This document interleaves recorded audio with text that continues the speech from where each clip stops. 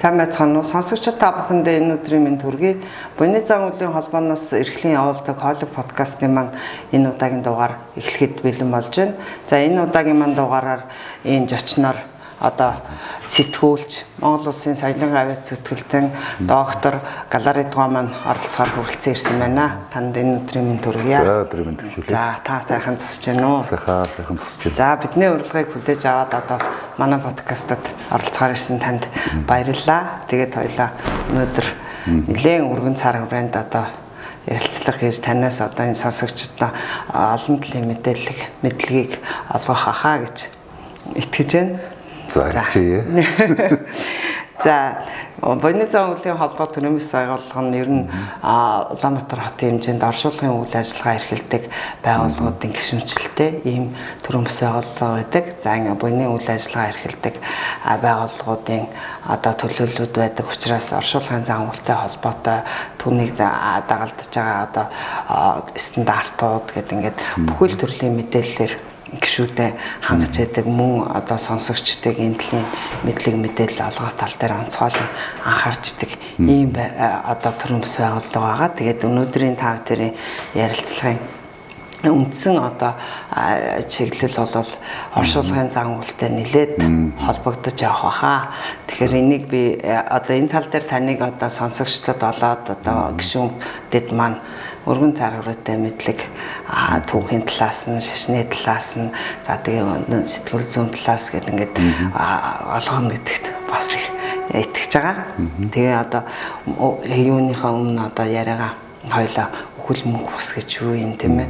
Энэ үхэл мөнх усыг одоо хүний амьдралын үн цэнтэй хэрхэн холбогддгийг энэ талаар яриагаа хийх юм уу гэж. Тийм тэгэхээр монголчуудын хувьд бол одоо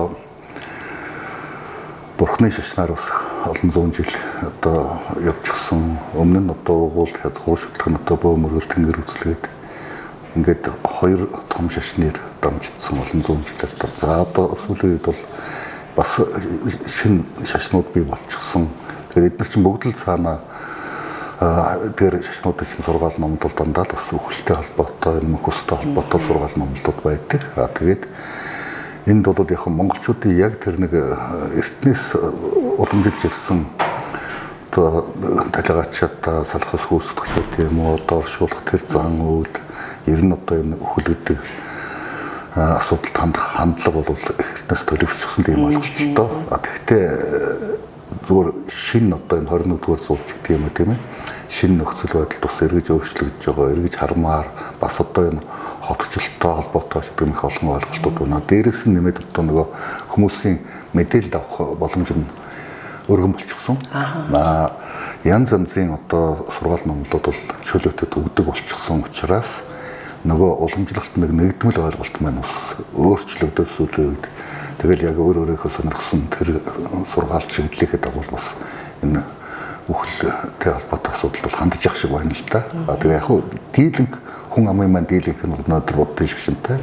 Тийм учраас боддын шашинд одоо энэ мөнх усын тухай юу гэж зааж сургадаг тэрүүгээр бол одоо манай хүн ам монголчуудын дийлэнх нь явж байгаа. Бусдууд нь бол өөрийн гэсэн дээр сонирхсон итгэж биширсэн тэр шашныхаа дагуу явж явах шиг байна. Тэгэхээр энэ чинь юу гэж нэгдмэл байдал, нэгдмэл ойлголт нь байхгүй болоод одоо бол ингээд цаг үеэд нэг олон ургалч үзүүлэгдэх шиг бас ингээд яг энэ асуудал дээр ч гэсэн бас юм олон онцгой санагддаг болж эхэлж байгаа энэ сүүлийн 30 жилийн их том өөрчлөлт юм болов гэж бодож байна тийм.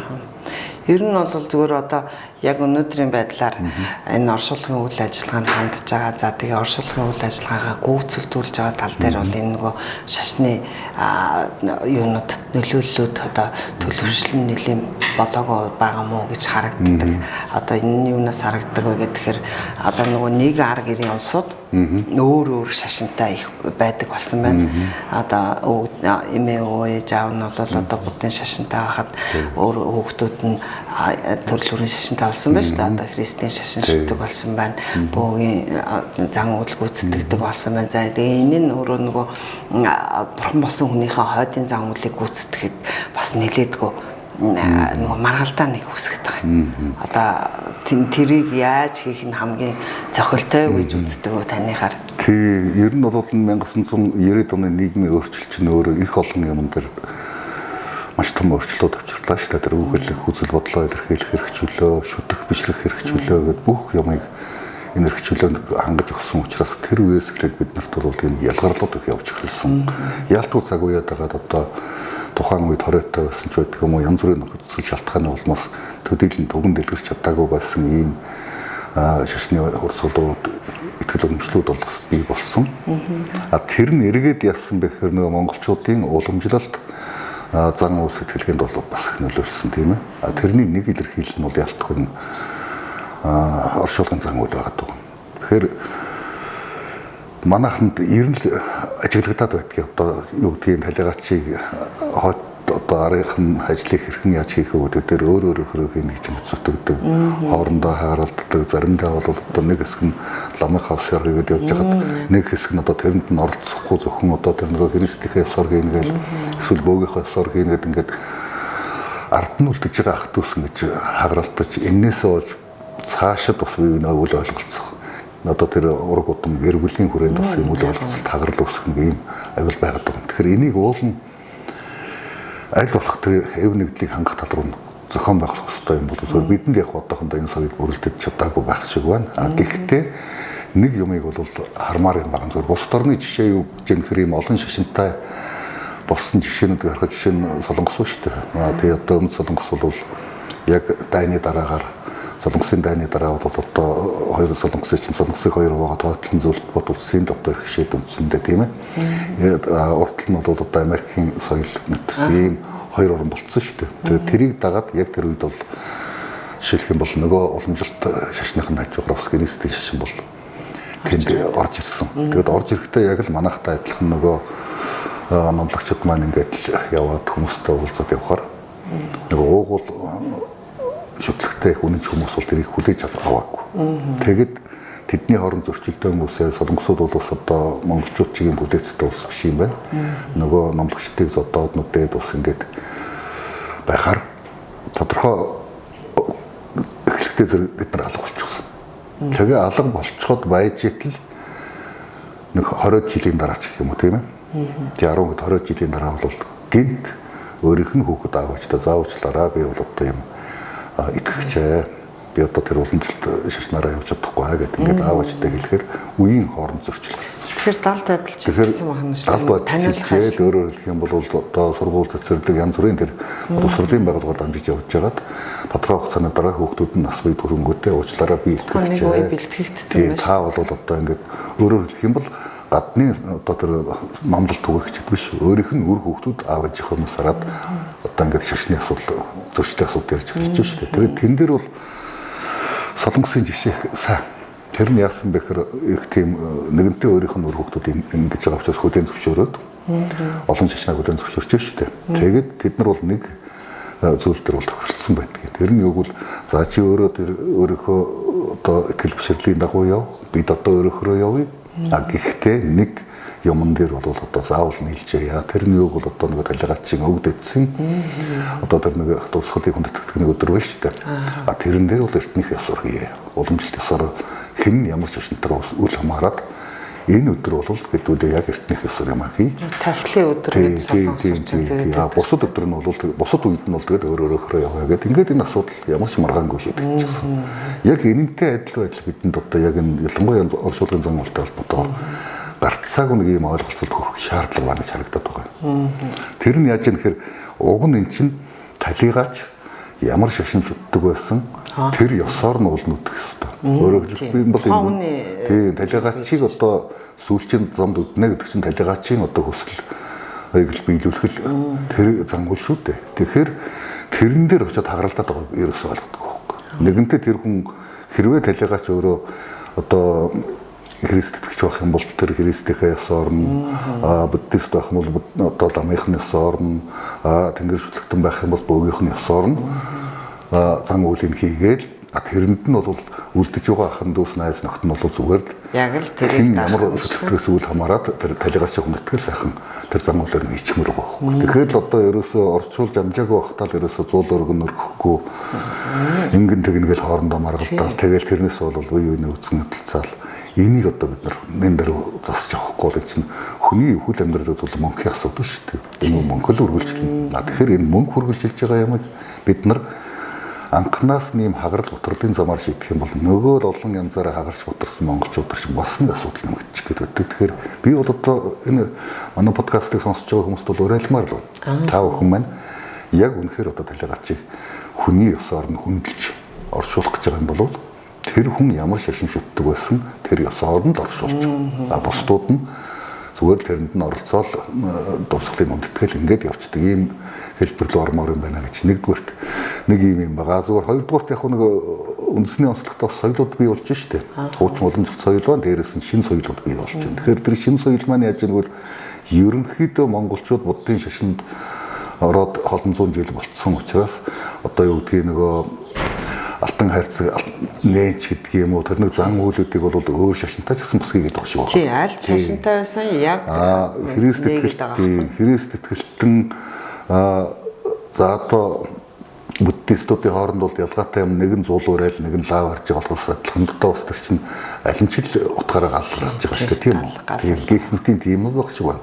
Гихмтийн ингээд хоорондоо бас ингээд уусж байгаа нөгөө Монгол уламжлал соёлтойгоо ингээд бас нэгдэж байгаа тийм хэлбэрүүд бас анзаарэгдэж байна. Тэгээ тэр бол мэдээж тэгэл цаашаа хөгжлөний яаж явна тэр үгээрээ явнаас хамгийн гол нь миний түрүүний хэлээд байдаг. Талигачиг бол ямар шашин шүтдэг байсан тэр ёсоор нь л хэдүүлээ орчуулж байгаа.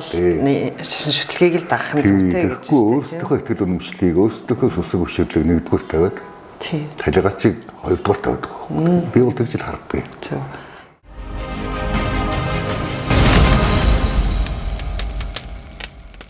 Миний одоо хардаг үнцэг гэдэг юм бол одоо бид чинь нөгөө нэг энэ буйны ажлаа ихтэй эвтэн найртай байж ер нь бол ижээ аав өвгдээц маань бурхан болохдоо цагтаг одоо хамгийн гол юм бол тийм ээ хоорондоо эвтэй бай гэдэг л одоо хамгийн нандин бүр захиас шүү дээ. Гэтэл энэ маань яг зөвхөн буйны ажил дээр нь бас нэхлэл эвдэгдээд эхэлдэг юм болоо тэгээд тэр тухайн нөгөө буйны ажил дээр одоо тухайн цаг үедээ маргалцсан, чөрчилдсөн санаанд хүрээгүй зүйл нь хүний амьдралын одоо цаашд байнгын одоо насан туршийн бүр одоо үе үлэрсэн тийм асуудал ч болж байгаа шүү. Тийм, тэгэж гүнзгийрэх магадлал асар өндөрлөлтэй байдаг учраас энэ ер нь одоо энэ нөгөө судалгаа шинжилгээ хийдэг тийм ээ. Тэгээд энэ Ахмад настай улсууд нь энийг одоо хэлж ярьж бас зааж чиглүүлж авах зөв юм байна гэж мэдсэн учраас одоо таны үзэл бодлыг нэлээ аюу ягаад олон нийтэд хүргэе гэж хичээсэн юм аа. Тий.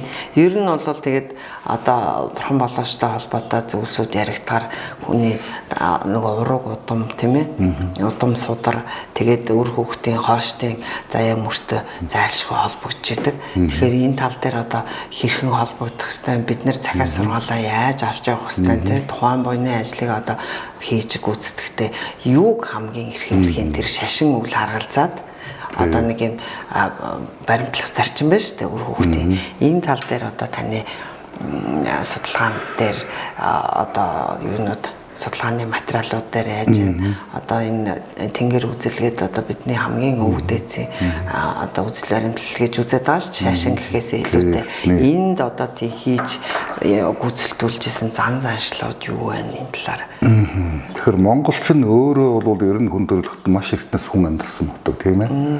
Тэгээд дараагаар нь бол одоо нүүдлийн соёл иргэншил гэдэг тэр одоо суурин соёл иргэншлээс дутхгүй өөрийн гэсэн онцлогтой өөрийн гэсэн өрмөц соёлтой тэр соёл иргэншил бол энд олон мянган жил энэ нутаг дээр оршлоо шүү дээ.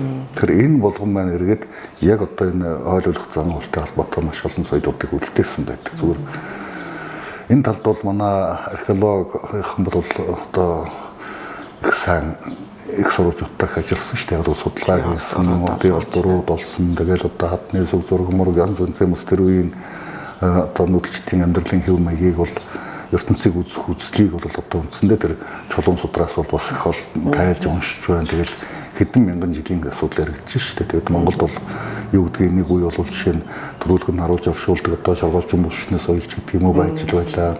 Суугаагаар нь оршуулдаг одоо ийм ч соёл байсан гарч ирдэг. За тэгэл одоо өнөөгийнх шиг ингэж одоо тэнэгрээр нь дэш нь харуулж оршуулдаг, хажууд дэш нь харуулж оршуулдаг ч байдаг юм уу. Тэгээд энэ өөрөө ингээд газрын хөрсөнд оршоодог, эсвэл ил тавьдаг гэл ингээд ээлжтэй л энэ соёл солигдол явдаг шүү дээ. Тэгээд ил тавьдаг үеийн одоо тэр зур судлаар гэх юм бол манад энэ бурхны шашин нөтөрсний дараагаас бол энэ соёлын нэлээд төгс юм шиг байгаа. Тэгээд энэ бол жишээлх юм бол нөгөө талигачийн одоо бие зохицоос бол юм үлддэггүй учраас сүүлд нь бол тэр дурсгал гэдэг утгаараа бол юм олдохгүй байна л да. Гэхдээ л одоо газар усны нэр тийм ээ. Тэгээд одоо аман түүх энэ болгонд бол энэ бүгд агуулгадаад явж байдаг. За 90 тэр уламжил саяхны хүртэл ус өдөө орноход бол нэрсэр бол ус хадгалагдсаар ирсэн бас л нэг тийм боломж биш тэл тавьдаг. За тэгэл одоо эсгээд боож тавьдаг гэдэг юм одоо хайрцагдаг гэл ингээл бүгд тодорхой цаг үед дандаа ингэж өөрчлөгдөж явсан нэг соёлын хэв маягаас нөгөө соёл руугаа шилжиж явсан ийм л түүхэн үеуд байдаг. Тэгээд Монголын хувьд бол яг хэвдээ энэ 20-р зуун бол их онцлогтой зуун. Яг бол 20-р зуун гэдэг чинь бид нар жинхэнэ одоо тэр орчин үеийн ойлголтоор улс болох тэр үйл явц бол 20-р зууны эхнээс явсан.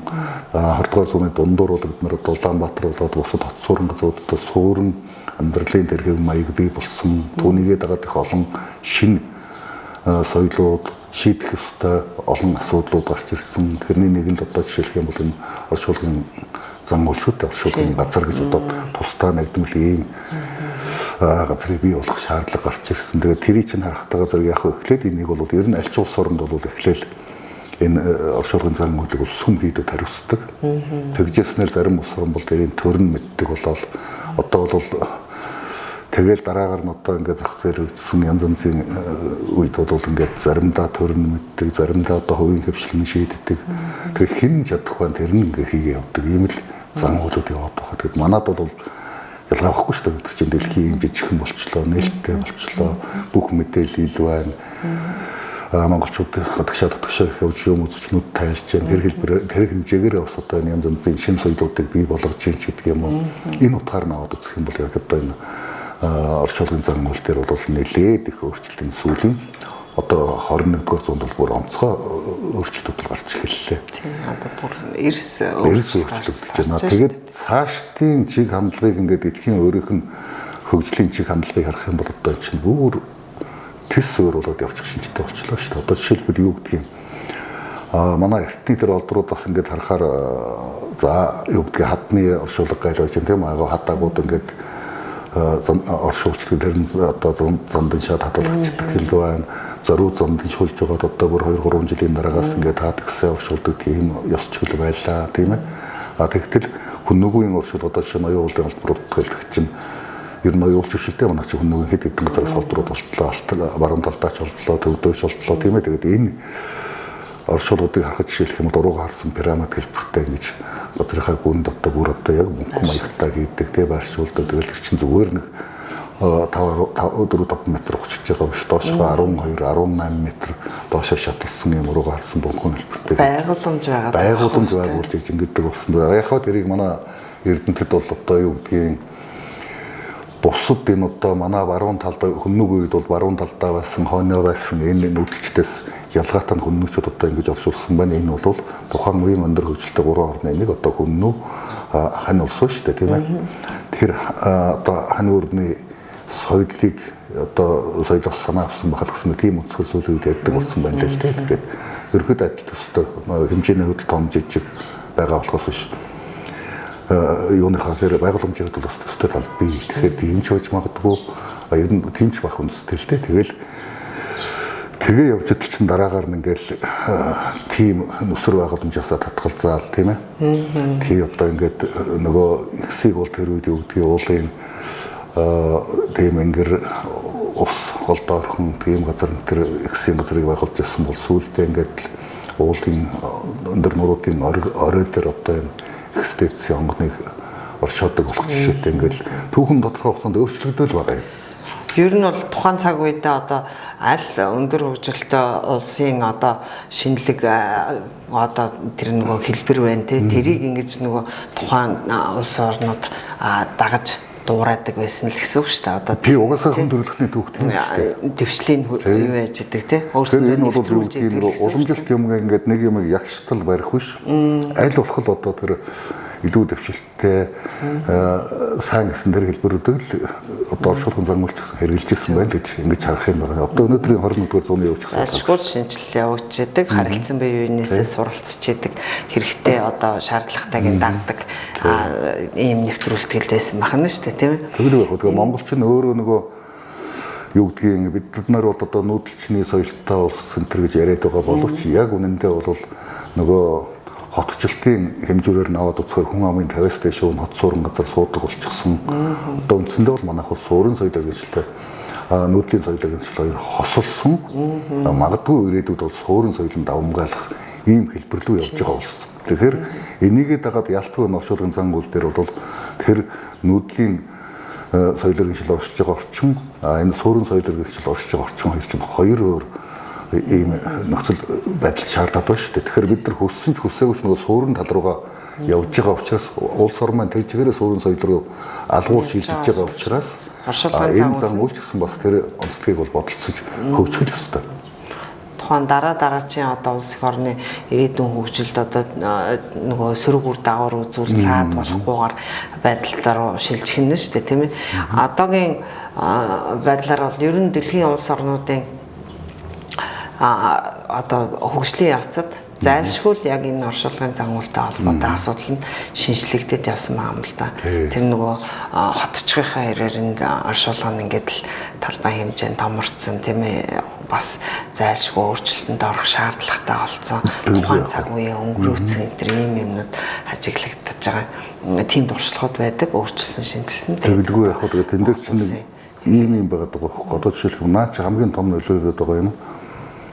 Зүгээр бусад улс орны тэр туршлагыг харахад одоо тухайн цаг үед одоо юу гэдгийг шашиндаа илүү их итгэдэг, илүү их ач холбогдол өгдөг байсан үеийн тэр соёлын ялгаа бол өөр болчихж байгаа байхгүй. Өөрөөр хэлэх юм бол энэ чинь монголчууд бол бас нэг тийм нэг талигач юмс жоохон сэрвдэг нэг юм сэтгүүтэй.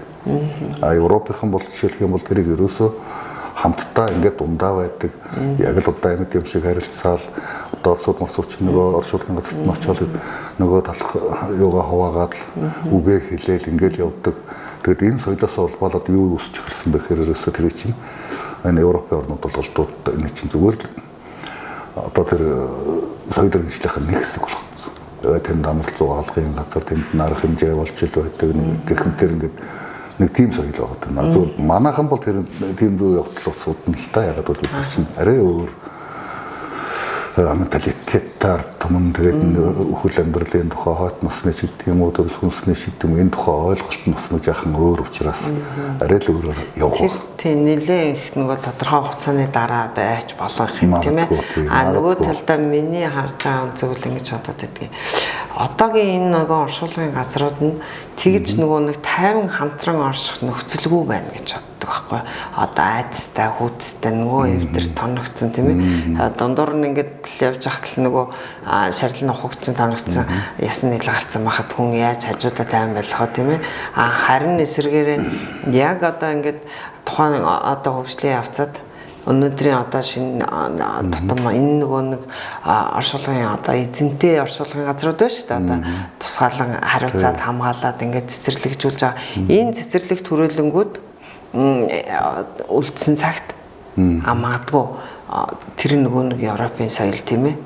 Одоогор мөн одоо тэр цэцэрлэг төрөлнгүүд чинь аав ээж ах дүүсээ иргэсэн хүмүүс одоо ингээд дулаан болохоор байнгын очиж идэг, эргэж идэг, тэнд хүүхдүүдээ хүртэл аваа очсон тэгэл явж идэг байхгүй. Тэгэхээр энэ бол тодорхой цаг хугацааны дараа манад бас бий болох юм болов гэдэг нэг таамаг байна. Энэ оршуулгын ялангуяа Улаанбаатар хот за бус хотуудын би сайн мэдэхгүй нь Улаанбаатарын хотын эргэн тойрны оршуулгын газруудын байдал чинь яасан бэ гэхээр нөгөө социализм гэж чинь яг нөгөө төр хариуцах гэж нэг үзээд үндсэндээ тийм ээ. Тэгээд юуг нь сүултээ бол үндсэндээ л чинь зөнд нь орхицсон нэг тийм газар зааж өгөөл энэ хавьтлагэл нэг хэдэн цэгүүд тэгэл хүмүүс өөрсдөө очиод газраа авахал өөрсдөө бүх зам үйлээ хийгээл ингээл явдаг болцсон учраас ингээд зөнд нь орхичихсан. Тэгээд одоо нөгөө олон жил өнгөрөх төөсрөг чинь нөгөө халигаачд маань мартагддаг юм байна. Одоо нэг 2-3 үеэс цааш бол ер нь тэгэл одоо ажиллаад байхад бол бас нэг яг тэр одоо юу гэдэг аав ээжийнхаа тэр одоо шарилт хандах хүүгийн одоо гэдэг охиных нь хандлага сэтгэл 3-4 үеийн дараах хүмүүс одоо үр удмынх нь хандлага хоёр бол өөрчлөгдөж шүү дээ. Шал өөрчлөж байгаа тийм ээ. Тэгэхээр тэрийгээ дагаад ингэж чигээ зөөрсөн. За дээрэс нь 90-ад оноос хойш чинь манайх чинь тэгэл ховхолж авч зарах болгоныг зарж болох бүхнийг зарсан тийм ээ. Тэгээд чимээгүй хот гэд нэр өгчихсэн угаасаа өөртөө. Тэгээд тэр чимээгүй хотноос үлдээ ингээд лам юм муудаад төмөрөө одоо юу гэдгийг тэгэл одоо хамаг төмрийг хуулаад төмөрн тушаачсан зарим нь бүр одоо тэр хайрцагных нь модыг хүртэл жижиглээд төлөө болгоод зарж исэн зөндөө юм биш үү. Тэгэхээр ийм замбраагүй байдлаас болоод энэ манай тэр тусмаа чинь эргээд нэг Улаанбаатар маань тэлэхтэй нөгөө чимээг хотод аваад цаашаа тэлчихсэн. Тэгэхээр нөгөөх чинь ингээд хүн амын суушлын бүсэд ороод ирсэн ч гэдэг юм уу. Үнэхээр шийдэхээс болохгүй ийм асуудал бол нэг талаас хуримтлсан байсан. Нөгөө талаас шинэ соёл гэж хэлэх тийм ээ. Одоо та өөрөө түрүүн хэллээ шүү дээ. Одоо ингээд яг ийм засварт хүрээлэнгүүд байгуулад тэнд нь ингээд сайхан мод зүлгэн тариад талигачдын дурсгалыг одоо баян хүндэтгээд ийм одоо ар гэрийнхэн нэрэхэд бол таатаа сэтгэл төрүүлэхээр тийм орчныг бий болгодог шинэ үйлчлэгээ гараад ирсэн тийм ээ. Энэ үйлчлэгээ бол харин одоо ялтгүй цаг үеэ дагсан. Энэ цаг үед бол хамгийн их зохимжтой үйлчлэгээ гэж би боддог. Тэгэхгүй бол бид чинь хуучин дээр уламжлалаар ингээд явах юм бол бас хэцүү. Нөгөө нэг юм нь бол одоо дэлхийд даяараа одоо энэ том хотууд ч нөгөө газрын асуудалтай болчихсон тийм ээ. Газрын асуудалтай болонгууд ийм одоо хэвтэй оршуулгын газар руу босоо оршуулгын газар үсүүлээд одоо улс орнууд яваад эхэллээ шүү дээ. Тийм ээ. 4-5 давхар, 5 давхар, 10 давхар баашингууд барай тэрэн дотор одоо нөгөө шүтэний байрлал ингээд эхэллээ шүү дээ. Одоо жишээлбэл Хонконг шүү юм уу, Япон шүү юм уу, Израиль шүү юм уу, ялангуяа газар нутаг багтаа газрууд.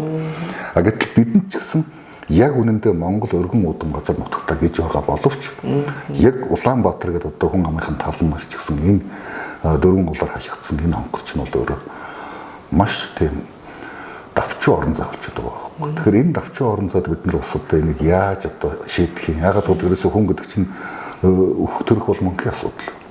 Баян л нэмэгдэж идэг. Хасагддаггүй тийм ээ. Одоо шуурын шардын юу бол нэмэгдээл ухаас хасагддаггүй шүү дээ. Одоо өндөрлөхийн маань хэмжээ хязгаарлагдмал байдаг тийм ээ. Одоо өндөрлөгтний түүхэнд юу гэдгийг сүүлийн 50,000 жилийн дотор одоо ингээд дэлхийд дэр хичнээн хүн болсон бэ гэдэг тийм судалгаа байдаг юм л та. Тэгэхэд 50,000 сүүлийн 50,000 жилийн хугацаанд 101 тэрбум хүн асуулсан гэсэн тоо. Хэрвээ тэр 101 тэрбум хүнийг бүгдийг одоо өнөөдрийнх шиг ингээд чагсаагаар тайсан бол тэ оршуулсан бол энэ дэлхийд чинь газар байхгүй л шүү дээ. Тийм. Тэгэхээр яг хөөрхөн үедээ бол дандаа ил цадгаа тэгэл янз янзын өөрсдөө тэгээд тодорхой хугацаанд энэ өөрөө нөгөө юугаараа устж алга болчихдаг ч гэдэг юм. Энэнийхээ хүчнэл өнөөдөр нэг болчих шүү байна. Тийм. Тэрнээс ч одоо манай их шиг ийм Улаанбаатар шиг ийм хязгаарлагдмал орон зайтай газар нутагтай ийм орчинд ийм олон хүмүүстэй өдөрцсөн орчинд бол одоо яалтгүй орчин үеийн шийдвэр хэрэгтэй. Төрлөөрийн шийдвэр заашгүй байх хэрэгтэй. Тийм. Тэгээд одоо нөгөө хуучин эзэнгүүдж байгаа мөн үү? Одоо ерөөсөө үр хөвгтөж эргэж таарах юм байхгүй болчихсон. За эсвэл одоо тэгээд үр хөвгтүүд нь өөрсдөө ч бас зарим нь одоо бид нар ийм орчинд байлгаж ирсэн нөрөө бол одоо зөөгөөч гэдэг юм уу одоо ингээд дахиад сайхан орчин үеийн энэ оршуулгын газруудаа дахин оршуул яа гэдэг санаж чаддаг юм шиг байна лээ. Одоо сүүлийн үед тийм тэр чинь бол жишээлх юм бол эдгээр чинь бол өөрөө юу хэлж байгаа хэрэг чинь нөгөө бидний нэг задгаа тавьж ирсэн нэг 70 давхрын ч гэдэг юм уу эдгээр чинь өөрсдөө цагаан даваанаас ч гэдэг юм уу оршуулгын газрууд чинь өөрөө шаардлага хангасан тийм үү. Тэгээ хүмүүс өөрсдөө харж штэ ингээд удаад ирэхээр юм чинь их муухай болдго юм байна, эвгүй болдго юм байна. Тэгэхээр одоо энийг бол бид нар дахиж зам уулын хийгээд чамдарлуулаад одоо тэр орчин үеийн соёлтой юунд нь ингээд тавьчих юм бол бас илүү буян болох юм байна гэж ойлгодог.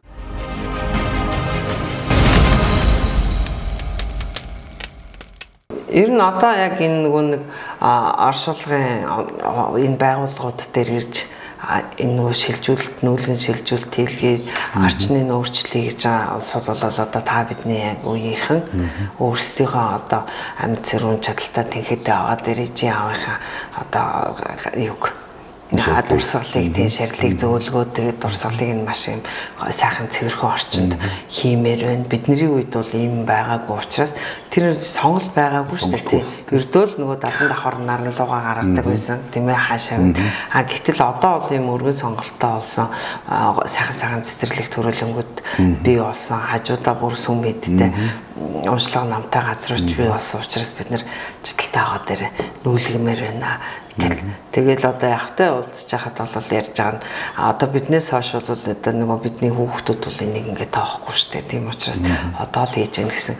Дийлэнх олонх нь тийм ярьж ирдэг. Тэгэхээр энэ маань одоо хүмүүс бол энд дасж гэн, даадж гэн, одоо шаардлагатай гэдгийг мэдэрч гэнэ үү л гэж.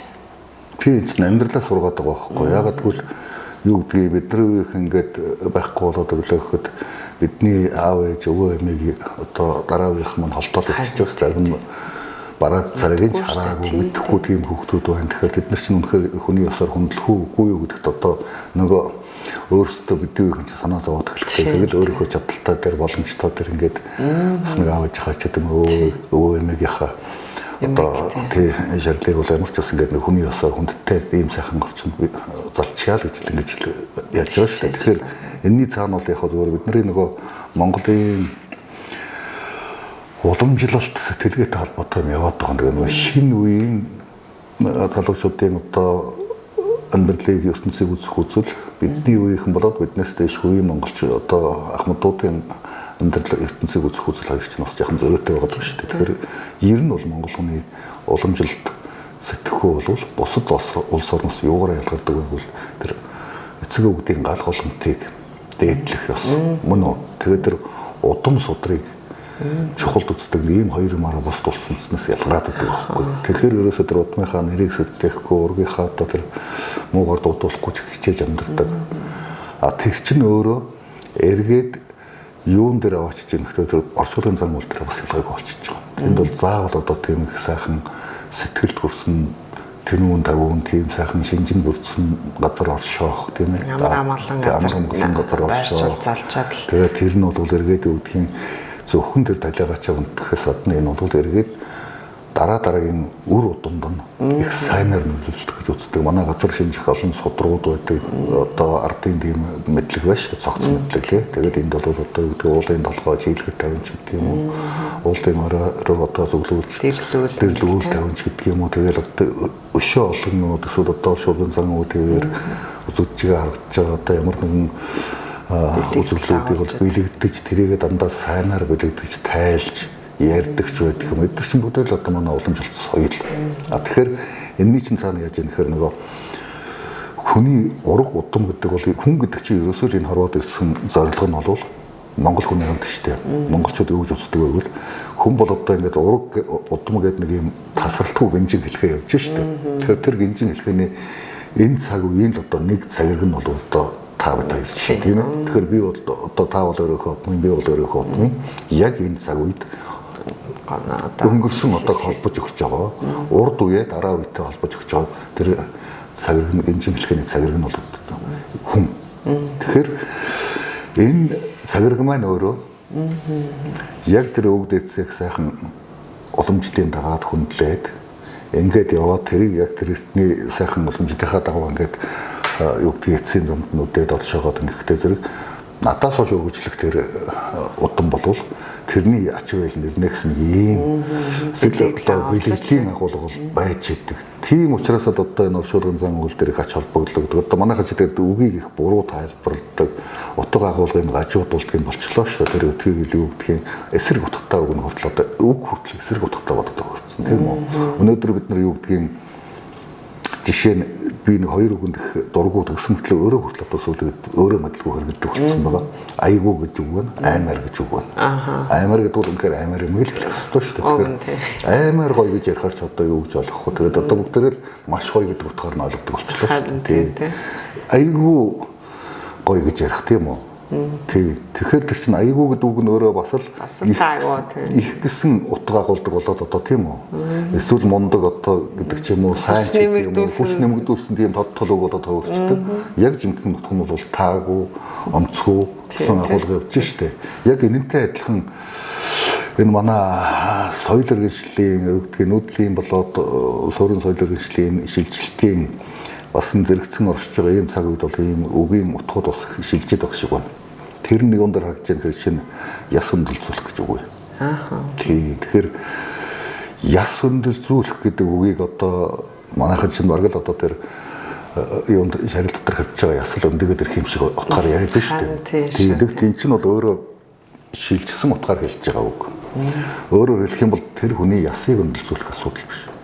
Эцэг өвгдийнхөө нэрийг муугаар дуудуулж болохгүй гэсэн үг. Өөрөөр хэлэх юм бол одоо юу гэдгийг намайг ихэл одоо миний өвөгийн ч гэдэг юм уу, миний аав ээжийн ч гэдэг юм уу нэрийг надаас болоод муугаар хэлэх юм бол тэрний хүүхэд галаарэ гэж одоо ёстой нэг тийм ингээд муугаар хэлэхэд л хөрхий тэр нэрэн дуудаж байгаа эцэг өвгдийн маань сүнс болоод одоо тэр үндийг бас жирэх сүнс болоод одоо тэгэл бас тэнд өндөрлөцчихэд байна. Өндөрлөцчихэд байна. Тэрнээс тэр бол яс биш шүү дээ. Тэгэхээр тэрийг ясыг өндөрлөцүүлэх гэдэг ялцмут одоо ерөөсө тэр яг тэр утгаараа болцсон. Тэр шууд утгаар нь ойлгодог болцсон. Тэгвэл гэтэл энэ хамгийн хүндтэй юу бол ер нь энэ хүн төрүүлж явах их барьж авах.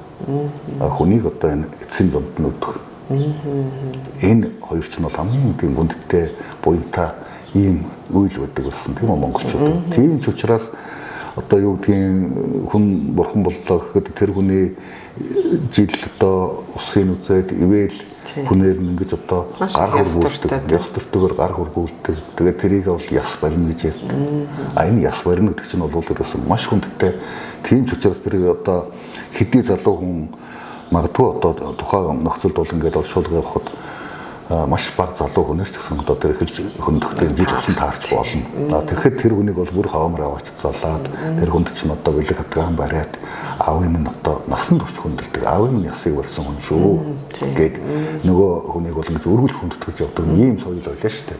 Тэгэхээр энэ минь бол өнөөдөр нэг тийм залуучууд бол энийг нэг ач холбогдлохгүй ойлгохгүй байх шиг байна. Тэгтээ хүн тэгэл нөгөө насныхаа ирэхээр тэгээд явж байгаа л угаасаа ухаардаг л та. Ахмад үеийнхэн бол мэдээж сайн мэдж байгаа. Тэгэхээр ийм хүндтэй үйлийг хийж байгаа гэдэг утгаараа бол бас энэ манай буйны байгууллагууд бол их маш тийм бид бол хүндэтгэлтэй хандах хэрэгтэй, талархах хэрэгтэй юм байгууллагуудаа тэр тусмаа хуучных шиг юу гэдгийг зүгээр ингээд нэг зааж өгсөн зэрэг дээр ингээд аваачаад нэг өөртөө зан үйл үлчиж байгаа шиг чинь дараагаар нь тэр талигаа чинь дурсгалыг хүндэтгэж байна, тэнд зан үйлүүд хийж байна, цэвэрлэж байна. Тийм үү тэгээд мод чулуу тарьж байна, цэцэрлэгжүүлж байна. Тэгээд өөрсдийнх нь өмнөөс бүх одоо тэр орчныг цэвэрлэх, тогтчуулах ажлыг хийж штэ. Тэгэхээр энэ бол өөрөө маш чухал гэж ингэж л харагддаг штэ.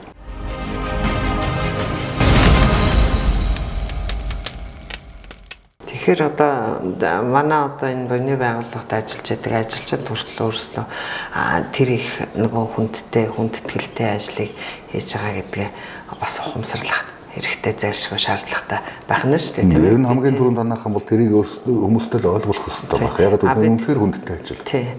Ер нь бол одоо тодорхой хэмжээнд хилдэг ярьдаг боловч тийм ээ. Одоо таны зүгээс ингээд ёс уламжлалтаа уяад ингээд тайлбарлаж өгнө гэдэг бол бидэнд бол маш чухал л да. Ер нь за тэгээд одоо түрүүний таны ярианд дондос би яваад бид нар одоо нэг ингээд тавт өрөөд нэг цаг үеийн хэлхээсэ гэдэг ингэж шүү дээ. Тэгэхээр бид бас өөрсдөө их хариуцлагатай байж энэ одоо уламжлагдаж ирсэн зан уул тэр өвгдээцээ хүндэтгэх энэ ёсыг одоо уламжлуулж өгч анх нь бидний үүрэг болоод байна шүү дээ. Тэгэхээр одоо энэ дараа чи удам одоо өөр хүмүүсд хангалтгүй байна л гэх юм бол бид одоо тэр нэг тий ойлгуулах, таниулах үүргээ бид тийм хангалттай биелүүлэхгүй байна л гэж ойлгож байна. Тэгээд энэ дээр бол хамгийн гол нь яг хэвдээ зүгээр яг энэ Монгол өв уламжлал ёс уламжлалаа ингээд бодно гэх юм бол бас хоёр талтай хандахгүй болохгүй. Шинээр өсөж байгаа нөхцөл байдал.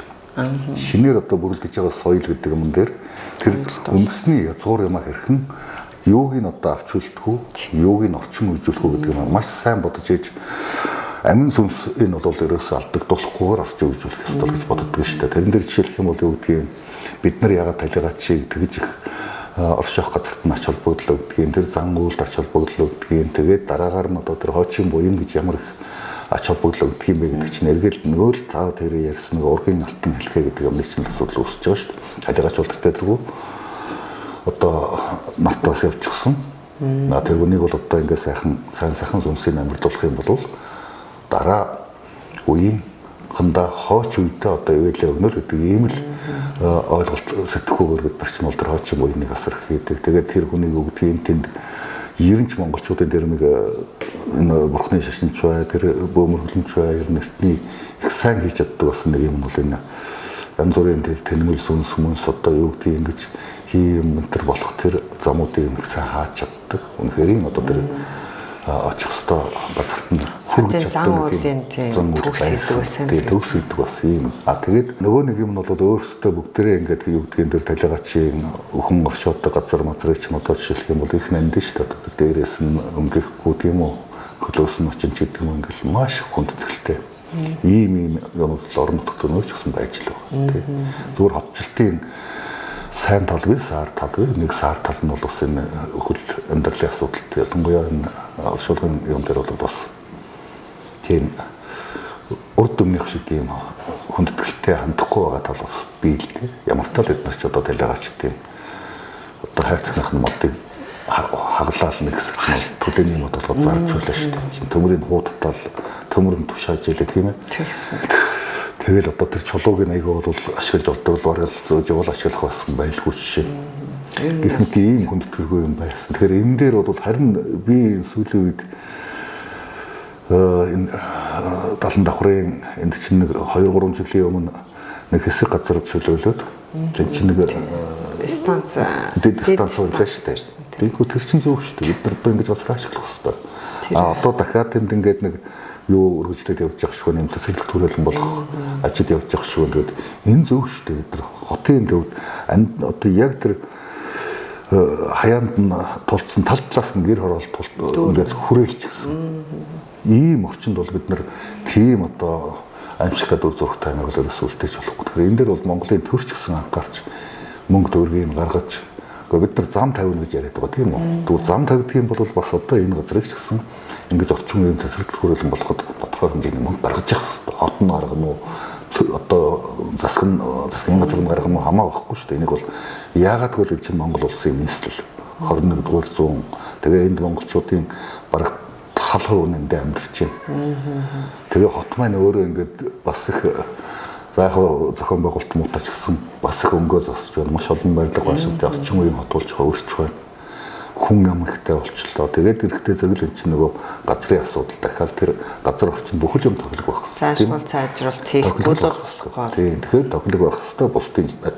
Бусдын өмнө нүүр улаахааргүй бүхэл юм тийм байх хэрэгтэй гэдэг утгаараа бол одоо бас энэ оршуулгын газар цэгцэлмээр янзлмаар л харагддгийг тэгэл тэнцсэн модын тариал тийм ногоон байгууламжийг хийгээл хүмүүс нэгтэй тата ингээд очоод үйлчлүүлэгч гэснээр сэтгэл дүүрэн байх ийм л орчныг бий болгомоор байгаа. Зөвөр нь зарим улс орн бол яг тухайн ард түмний соёлоос болоод байгаа. Зарим улс орн бол одоо энэ чинь бүр их сонин яг тийм мэдээж та аялал жуулчлалын бус болгоцсон газрууд байна. Тэгээ энийг зүудээд харуулад ийм гэдэг ингээ явж явах юм амралтын газар болгоцсон байцгаа жахан тэгэл тэндээ очоод амраа суугаал хүүхдүүд нь ингээл гүүгээл дугуймгоо онц одоо тийм оршуулгын газар бусд улс орн зөндөө байж байгаа. За тэр жаахан манай соёлтой жаахан манайх бол тэр соёлыг өөр юмшилт бас удах баг. А зөвхөн би жишээ нь урд хятад явж байгаад хиний күнзий ой үзнэ гэдэг хөтөлбөрт орчиж. Тэгээ күнзий ой гэхэр хүнсэж яхад одоо бүгдээрээ мэдэн штэ.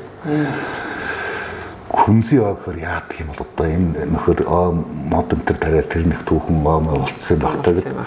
Яваад утсан чинь балууныхан тэнд юу байх вэ? Тэнд чинь нөгөө күнзийн удмын нөхдүүдийг оршоод газар аваа. Ааха. Одоо тэр бас нэг юм цэцэрлэг түрээлэн маягийн те баахан суурахтай юутай баахан хөшөөтэй суурахтай тийм л юм байна л да. Одоо оршуулгын газар байна. А тэгэхдээ тэрийг нөгөө күнзүүдэд дүүхэн хүн тэгээд тэрний одоо ураг удмынхан оршоосон гэдгээр ингээд аялал жуулчлалын бүс болгоо. Хөтөлбөрт оруулсан. Тэгэхээр тэр ингээд л улс болгон өөр өөрөөр шийдэж байна л да. Харин тийм. Манайх одоо би бас Шанхайд явжгаад тэр нэг уршлагын газар нь ер нь бол юу юм бэлээ.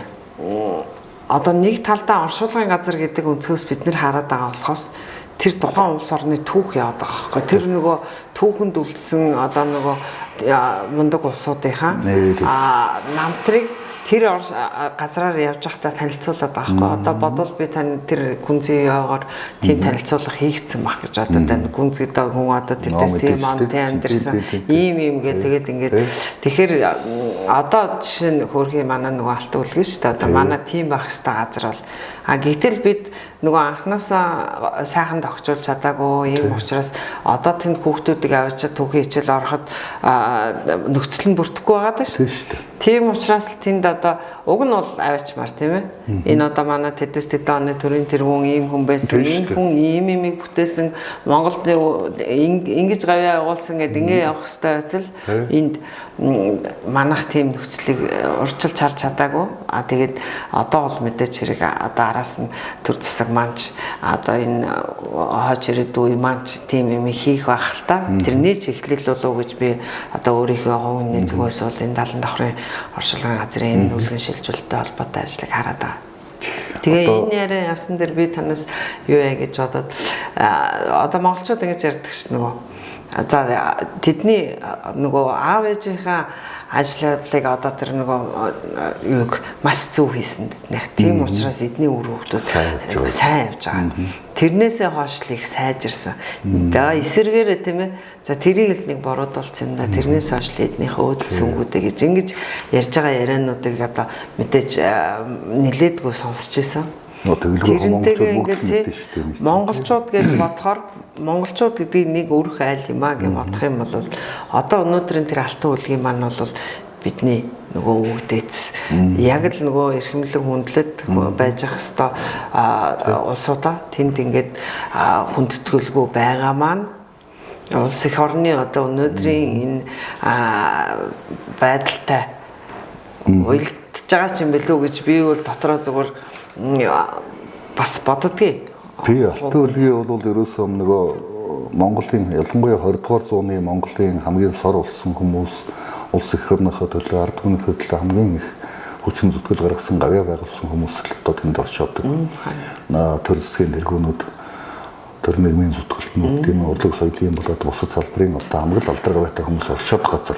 Тэр утгаараа энэ чинь түүхэн дурсгалт газар мөн. Тэгэхээр энийг бол бид нар үнэхээр орчин дээр хашаа хороог нь орчин үеижүүлээд одоо тэнд орчин нөхцөлийг сайжруулаад тэнд очиход одоо тэр хүмүүсийн сайхан намтар дүүхийг бүтэйлэхэд одоо нэг захимарч болсон дэлгэсэн дээрч гэсэн ингээд үзээд сонирхсон хүнийхээ дараад үзэхдээ намтар дүүх нь гарч яадаг гих мэтэр ингээд хийж болох байхгүй. Тэгэхээр бол энэ чинь өөрөө хүссэн хүсээгүй танин мэдхэн маш чухал ач холбогдолтой болно. Тэр хэмжээгээр хүндэтгэх тэр газарт хандах хандлага гэсэн өөр болно. Тэгэхээр ийм соёлууд бол бид нар хийх ёстой байна. Тэрийг бид бүрдүүлэх юм бол одоо тэр нөгөө урд одоо өвдөц тэр төрийн нийгмийн зүтгэлтнүүдэд тэдэнд хандах хандлага тэдний одоо хийжсэн үйлсийг тэмээд зөвөр ойлгох энэ нөхцөл нь одоо энэ ирээдүйн хойч үеийнхэн бас бүрдэх юм гэж би бол одоо бодоод идэгий.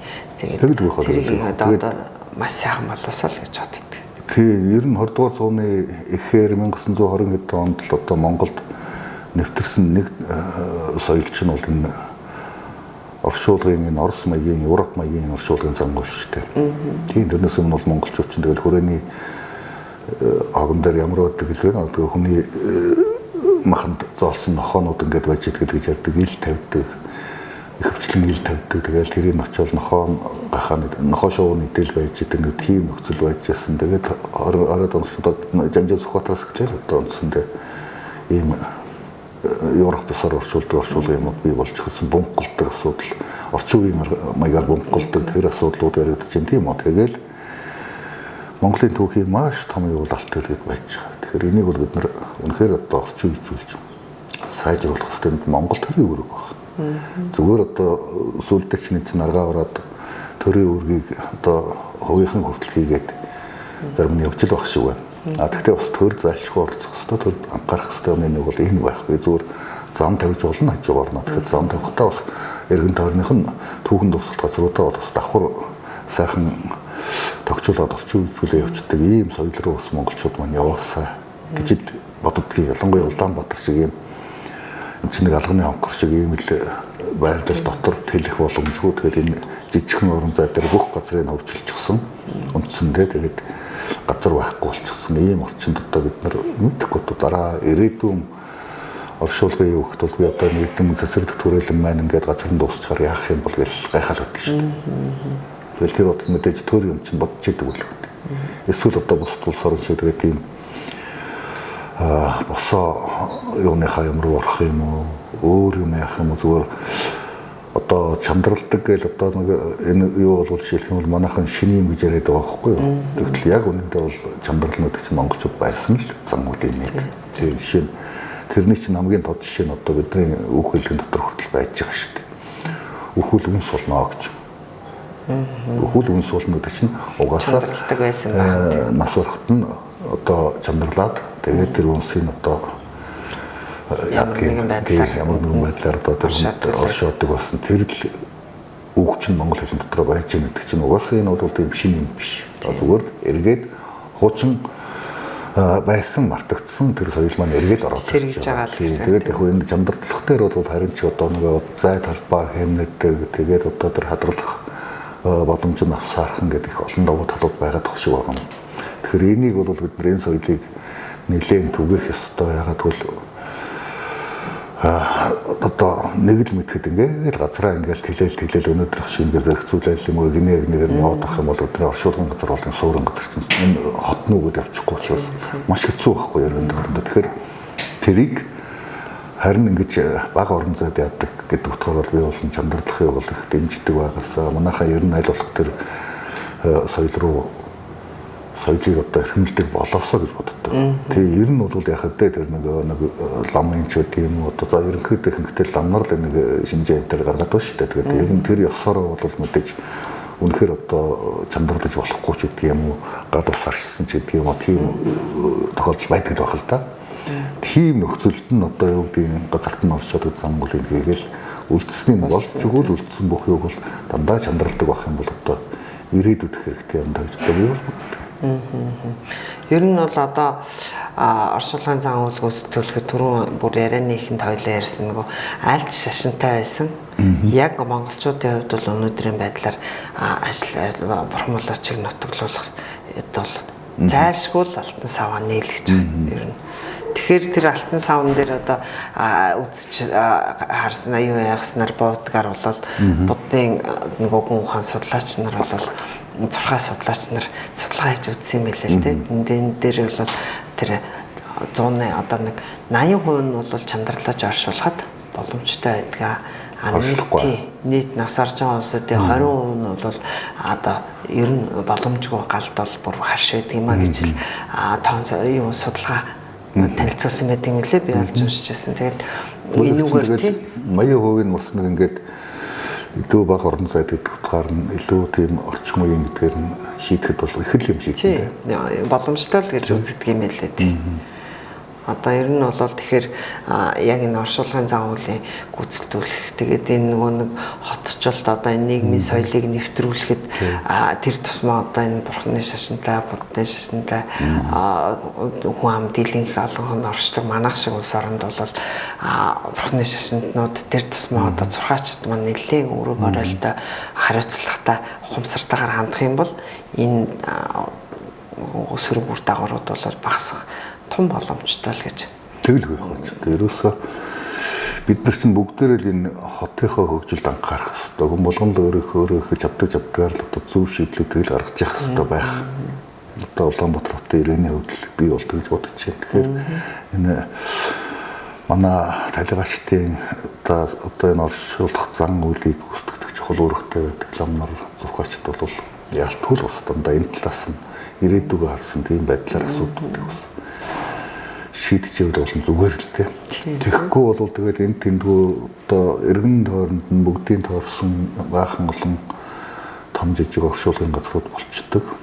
Тэгээд энэ хожим тэгэл нэг тийм талигачдын хүрээл үссэн юм л хот болчихгүй шүү дээ манай чинь. Тийм тэг хэрэг байгаа мүү юм уу үнэхээр нь одоо энэ ажлаа мэргэжлийн төвшөнд одоо судалгааны үндэстэй ирээдүйг харсан төлөвлөлтөөр одоо зохион байгуулж байгаа хүчин чадал сайтай тэр компаниудаа одоо энэ ажлыг хариуцуулаад төр тэгээд одоо хоёрын хооронд нэг тийм жижиг юунуудаа бол ус зэгцлэмэр л харагддаг. Яг бол манай салбарч гэсэн ялгаагүй шүү дээ. Одоо өвөл мэдээллийн хэрэгслэх миний хамгийн их харамсдаг юм бол Монголд бол нэг 3 том сонин, нэг 3 том телевиз гэх мэтэр нэг юм зөвхөн өвөл мэдээллийн хэрэгслүүд байгаа л энэ олон жижиг хүч тарамдсан тэгэл орших гэж оршин тогтнох гэж махаа идсэн ямар ч одоо хөгжил хөдөлгөөн байхгүй өөрсдөө төвчж чаддаггүй бусдаа төвчих боломж өгдөггүй энэ жижигүүдийг бол ингээд зохицуулах юмсан гэж манай салбарыг бол тэгж хардаг. Төрийн бодлогоор гэсэн үг тийм тэгэхгүй бол ер нь бүхэл салбар тиймд байдаг байхгүй. Одоо энэ бол төр улс зарим юм дээр бодлого байх хэрэгтэй. Тэрнээс шинийг ингээд ерөөсөө ардчил эрхчлөөгээд бүх юмыг тавьчих болохгүй шүү дээ. Одоо жишээлх юм бол юу гэж сошиалыг ар нөгөө үг хэлэх үзэл бодлоо эрхчлөөг хамгаалж байгаа одоо би хүртэл одоо тэр хөгжлийн эрхчлөөгээр сая жилдэл явдаг хүний нэг. Гэтэл сошиал маань өнөөдөр иргэд бидэнд дийлдэхээ байсан. Өнөөдөр зөв тэнд хэн чанга ашигласан, хэн бусдыг муухай үгээр хорон үгээр доромжилсан, хэн одоо тэр бүдүүл авирсан хүмүүсийн маань үздэг орчин болчихсон. Тэнд ингээд зөв юм яриад, хэрэгтэй юм яриад зүгээр номхон томоотой сууж байгаа эрдэмтэн үнэгийг сонсгоо барьчлаа шүү дээ. Тэгэхээр эн чинь өөрөө юу хэлж байгааг зайлшгүй зохицуулалт байх хэрэгтэй юм даа байх л хэрэгтэй. Ер нь бол одоо нөгөө төрийн зарлаг гэдэг бол одоо тэрийг одоо хин бэ те шашин төр нөгөө ялгалахгүйгээр одоо иргэн л бол дагж явах ёстой л гэж юу байдаг тэр тусмаа. Ер нь одоо бүх салбарт тэр таны дөрөвний ярьдаг асуудал байна л да. Нэгөө талаасаа бол яг энэ зах зээлийн зарчим юм тийм ээ. Одоо бүгд ингэж гарч ирдэг тийм ээ. Тэгээ өрсөлдөө гарч ирдэг. Тэгээд тэрэн дотор хамгийн зөв зохион байгуулалттай стратегтэй бодлоготой нэг хэрэгцээтэй тийм ээ байж чадсан одоо үлдэж үйл ажиллагаагаа явуулдаг ийм зарчим юм болоо гэж би бас зарим байгаа. Гэхдээ наадах чинь яг энэ зах зээлийн шудраг өрсөлдөөн гэдэг энэ зарчим дээр бас яг Монголын онцлог Монголдоо ингээд Монгол хөрсөн дээр тавиад үзэхээр бас нэг тийм их тийм сөрөг үр дагавартай нэг юм байгаад байгаа. Бид нас ч их цөөхүүлээ. Бараг одоо өнөөдөр энэ цаг үед бол нэг монгол хүн бол 5 хүний ажил хийж ажил бидний улс орн хөгжинэ. Тийм ээ. Тэгтэл нэг салбар руу ингээд бүгдээрээ дайрч ороод цаг хугацаа тэнд одоо нэг 3 юм уу 5 том байгуул хийгээд явчихмаар ажил дээр 30-40 нөхдүүд ингээд тустай явчихад тэгээд тэнд өөрсдөө ч дэвжсэн юмгүй бусдыг ааш хөгжүүлсэн юмгүй хугацаа алдаад ингээд одоо бүх салбарт харагдаж байгаа. Манайхан ингээд нэг бүтээгдэхүүн шинэ бүтээгдэхүүн хийгээд тахта зөвл бусдын дураач хийгээл тэгэл нөгөө анх санаачилж хийсэн нэг бол тэрийг муулаад тий анх санаачилсан хүн ч ашиг олж чаддгүй дараа нь үржүүлээ цааш нь дуурайгаад явсан хүмүүс ч ашиг олдгүй дэмий баахан цаг алдаал нэг ингээл явдаг шүү дээ. Одоо жишээлх юм бол үүдгийн ойдлын өгүүлдэгч гэдэг шүү дээ. Одоо нэг ойдлын үйлдвэр ингээл байж идэл чинь тэнд нь юм сурсан хүмүүс нь нэг бодволын болон нэг машин тавьчихвал нэг машин бодолж байгаа суудаг нөгөө хүндгээ байнга орлоготой ч юм уу гүү ч юм уу ингээд нөгөө тэнд чинь 10 хүн ажиллаж байсан бол 5 дэгээ явах орчилж 5 жижиг юм тэнд нөгөө хамтаа тэгээд нөгөө гол үйлдвэртэй ч нэмэр байхгүй ашиг байхгүй нөгөө 5 дааш ашиг байхгүй ч жишээтэй хөвөл мэдээлэлсэн тийм. Тэгэхээр ингэж бид нар зах зээлийн өрсөлдөөн эрхтэх шатаа өрсөлдөөн гэдэг юмд хууртаж ингэж хүчээ сарниулдаг санхүүгийн хувьд одоо дорой хатдаг угаасаа хөгжиж чадахгүй ингээд байрандаа байдаг энэ юмас л одоо татгалзмаар байгаа байхгүй. Угаасаа хийх ажил зөндөө шүү дээ.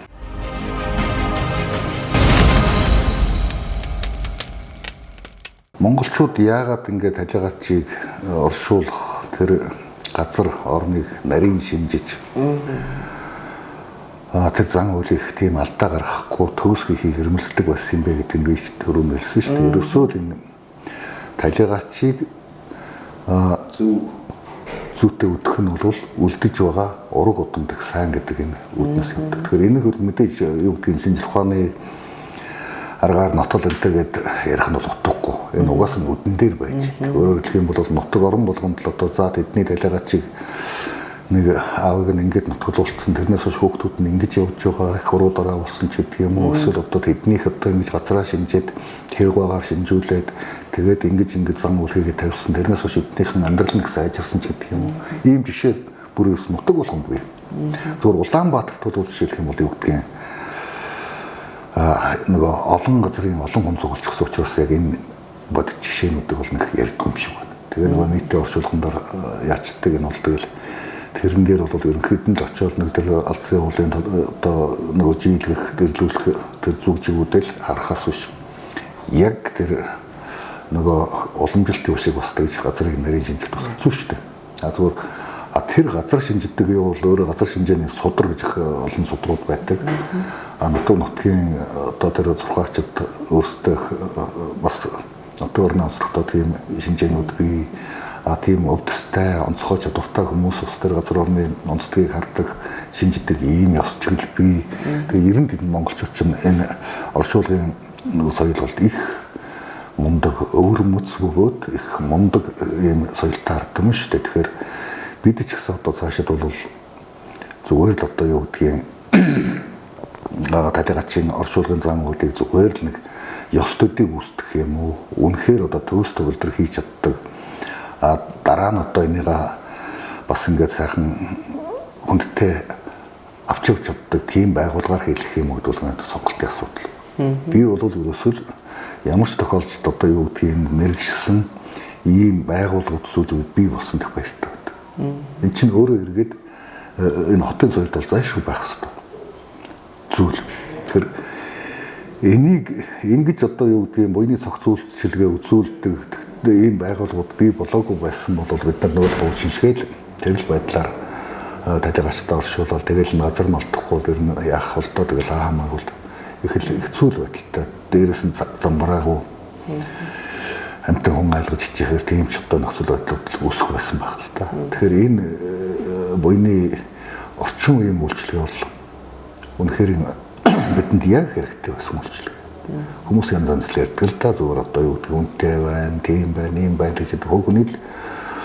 За яг улс орон төвтөргөө нийтээрээ бол одоо эдийн засгийн байдал хүнд байгаа нь үнэн.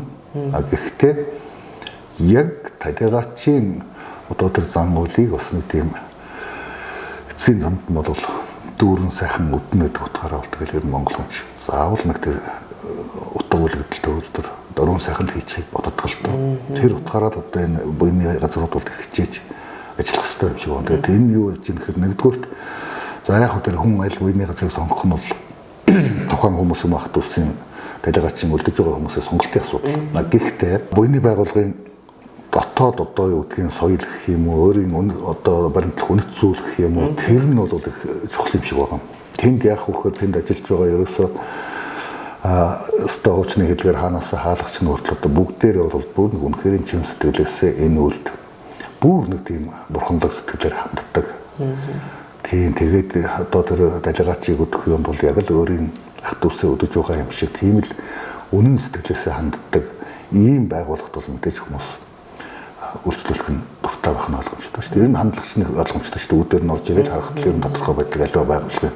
Хүмүүст нь уулзаал одоо энэ буйны ажил мэжилгээл ингээл явж явах чинь нөгөө бэлтгэл хангах гал явж явахад л харилцаж байгаа харилцаанаас тодорхой байдаг тийм ээ. Тэгэхээр энэ дээр бол ер нь тэгээд энд ажиллаж байгаа хүн бол би үнэхээр буйнтай хүнд хэрэгтэй ийм ажил үйлийг эрхэлж байгаа юм шүү гэж тэр хүмүүс бол бас өөртөө тийм чин сэтгэлээс ухамсарлсан, итгэж үнэмшсэн тийм байдлаар л хандуулах сайн юм шиг байна. Үнэхээр хүмүүс чинь тийм ууг ашиг тохиолдчихсан өөрхөө сэтгэл санаа таагүй ийм л нөхцөл чинь тэгэл энэ дөрн бодлон тэ самуурн нэг юм олон дахиж хэлүүлнэ. Учрыг нь олохгүй бодлон зөндөл юм болдог шүү дээ. Тэр болгонд нь төвчээр хүлээцтэй байгаад учрыг нь гаргаж хэлээд ийм гэдэг ингээд сайхан заагаад тохиолдол их сайхан байдаг.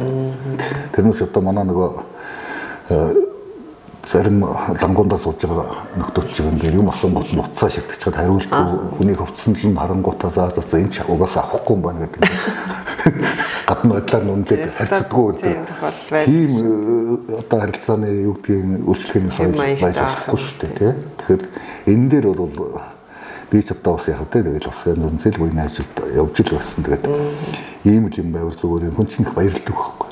Тэ яг дэмжин сэтгэлээс ингээд яг өөрөө одоо өөрийнхөө төрсний төлөө явж байгаа юм ингээд хүмүүс үйлчлэхэр чинь маш сайхан байдаг шүү дээ. А тэгээд нөгөө нэг юм нь бол яг одоо хүмүүс чинь юу юм сүүлийн үеийн орчин үеийн үйлчлэгэнд бас цаатай хандж байна. Ягаад гэвэл зөвхөн бараг л одоо тэр ийш тийшээ гүүгээл цуглуулаад баахан хүмүүс яваал цаг нараа алдаал ингэдэг юм чинь бол ялангуяа тийм өнөөдрийн хөдөлгөөнд дунд тэгээд ялангуяа одоо тэр хүн бүл муутай энэ хүмүүст бол одоо ингээд цог зөвчлөгөө зурчихт маш сайн багт. Тэгээд ингээд очлоо хүнд бүх зан үйлийн заагаад өглөө хийлээ. Зөвхөн одоо тэр хүндэтгэлийн ёслолтой л одоо тэр хүмүүс бол оролцож байгаа. Үлдсэн нь бүгдийн өмнөөс нь хийгээд гэж байгаа гэж бас их том ажил л та.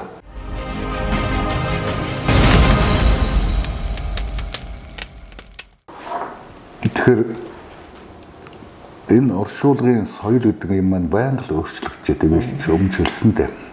Одоо тэгээд юу гэдгийг 20 дугаар зуун гэлтэх чинь Европ маягийн оршуулгаар ороод ирлээ. Тэгжээс чинь дэр нөгөө улшунгахныхын хэлбэр хийсэнд нь ингээл цаг үеэд дагаал хөшөөнд нь хүртэл дандаа өөрчлөлт ороод явдаг. Тэгжээд бүр энэ зан үйл маань тэр чигээрээ ч бас одоо юм өөрчлөлт орох юм тохиолдлууд байна л та. Тэгээд хамгийн гол нь Улаанбаатар шиг ийм одоо улсын хүн амын талыг нь агуулчихсан ийм том тэгээ ийм нягт бас одоо яг нэг хэлэхэд бол газар багтай ийм орчинд бол орчин муутай болчихлоо шүү дээ. Чиглэн дээр бүх юм их орчин муутай болсон. Тэгэхээр ийм нөхцөлд бол ерөөсөө энэ буйны иж хүрэн үйлчлэгээ үзүүлдэг газруудаар дүүшлэх нь зөв юм шиг байна. Ягаад тэгэхээр тэнд чинь бол өмч хэлсэн дээ. Их олон давуу тал байгаад байна. Нэгдүгürt үнэхээр тэнд бол юу гэдгийг тэр цэвэр тэгээ бүх юм одоо дэг ном журмынхаа дагуу тогтцсон соёлтой. Тэгээд тэр нь эргээд юу гэдгийг зүгээр нэг хүнийг оршуулаад орхоод явчихж байгаа биш. Тэрийг арчил торддог, цэцэрлэгжүүлдэг, ногоон байгууламжийг байгуулдаг, тийм ээ хамгаалдаг. Гэх мэт ийм их олон давуу талууд байгаа.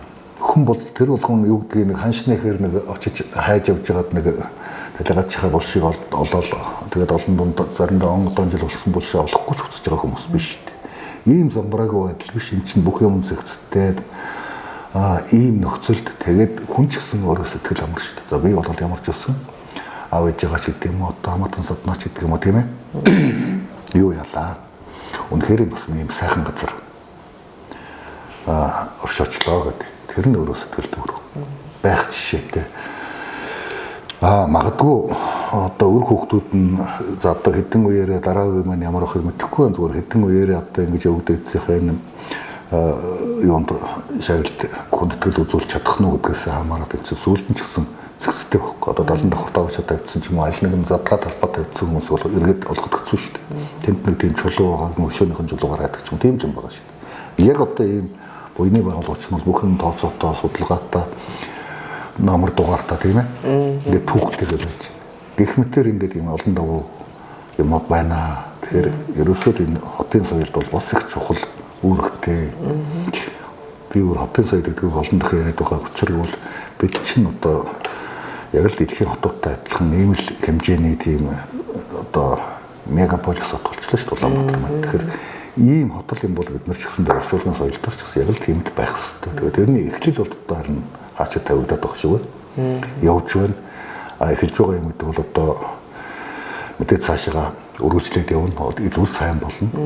Тийм болохоор ирээдүйд бол бид нар нэг юу гэдгийг нэг өнгөрсөн 100 гаруй жилийн нэг замбраагүй оршуулгын энэ нөхцөл байдлаа бол одоо нэг юм засаж авах юм эхлэн тавигдчих шиг байна да. Тэгээд энэ дээр төрөн жанхаараас хувийн хвшлийнхэн маань мэдээж одоо чинь өөрсдөө энд бол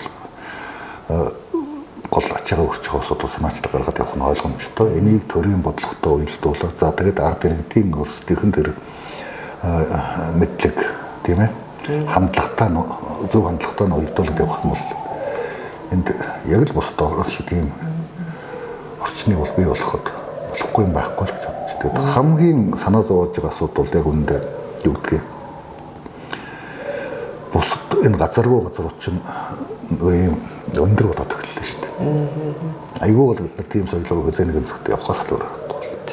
Тэгэхээр тэрийг ч гэсэн бид нэр одоо урьдчилж бодож яадаг. Ерөөсөө юу гэдгийг оршуулгын зан үйлхтэй зэрэгэл ингээл зүгээр өгчтэй юм шиг ботмоор хүмүүс судалгаатай байх хэрэгтэй. Тийм эдгээр нийлгээний ажлууд хийж явах хэрэгтэй. Бид харж төлөвлөх хэрэгтэй.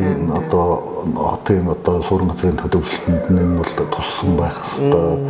Газар орны байдлаас өсвөлэл одоо тэлэлт одоо бүх юм л тооцож хийх хэрэгтэй шүү дээ. Тэгэхээр бид чинь бүх газраа ингээд 0.7 гагаар нь хүмүүстэй хаваагаад очих биш. Одоо энд бол зайлшгүй их хотын хэрэгцээнд байдаг тэр газруудаа бол авч үлдэж төлөвлөх хэрэгтэй. Тэрний нэг нь бол ялтгуур оршуулгын газар байх хэрэгтэй. Зөв.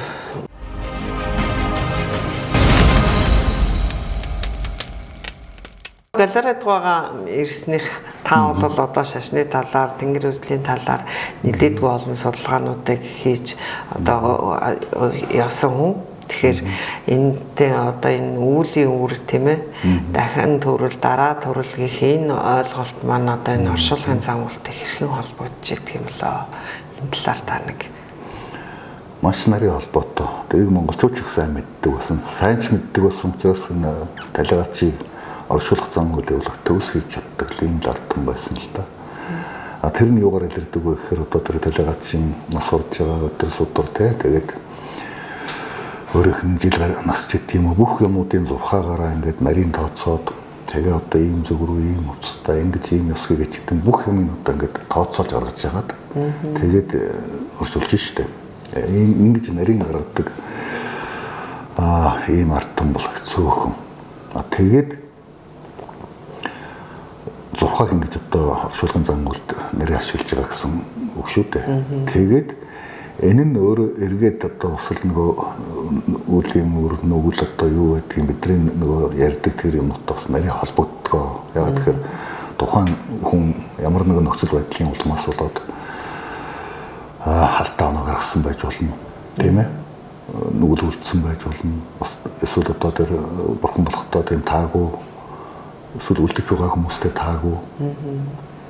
Үр удамдаа таагүй байж болно. Тэгэхээр тэрийг бол энэ оршуулгын зан үйлээр засаж байгаа шүү дээ. Оршуулгын зан үйлийн зөв хийчихтэй зэрэг тэр хүний юмнууд нь засагдаад одоо ингээд нэг талаасаа бол яг зүгээр сэтгэлийн юм шиг бодож байгаа боловч нөгөө талдаа энд бол бас ирээдүйд бол шинжилгээний хурал зайлшгүй тайлагдах ёстой бас нэг тийм чамд нууц юм л энд байна гэж би боддог судлаач. Ягаад гэвэл тэнд нэг тийм харилцсан үедээ монголчууд ер нь тэр монголчуудын уламжлалт мэдлэг бол өнөөдөр шинжилгээнд бүрэн тайлж чаддаг бас их мэдлэгүүд байгаа даа шүү дээ. Тэр одоо эрт дээр үедээ ямар замаар олж авсан мэдлэгийн гэдэг нь бол сонирхолтой ойлгомжгүй. Тэгтэл тэдний мэдлэг өнөөдөр буцаал нотлогдоод байгаа. Жишээлх юм бол юу гэдгийг за янз янзын өв сургамлыг ингээл тийм өвчин сайн, ийм өвчин сайн, малын амтны ийм эргэтэн тэрэн сайн гэдэг юм ингээл явдаг шүү дээ. Жишээ нь хамгийн энгийн жишээ юу ба шүү дээ. Одоо буурын ороо орох үед нь одоо тэр нэг энэ бохих гэдэг одоо энэ шилнээс нэг тийм шингэн гардаг шүү дээ. Тийм тэгэхээр энэ шингэнийг бол жишээлх юм бол ингээд тийм өвчнөд сайн гэж хэрэглээл эртнээс яваад байна.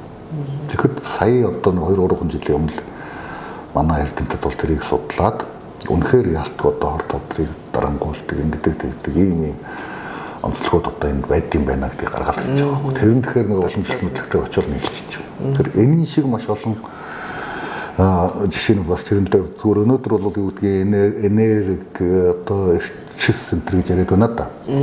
Тэрнтэй холбоотой юмудыг шинжлэх ухаан хараахан баталж чадахгүй байна. Гэхдээ бас тэр бол эргэл батлагдана. Ер нь бол угаасаа л чинь шинжлэх ухаан шашаагаар бол бие биенлэг ингээл авартай уламжлалт мэдлэг шинжлэх ухаан хэвчин бие биенээ яваад шүү дээ.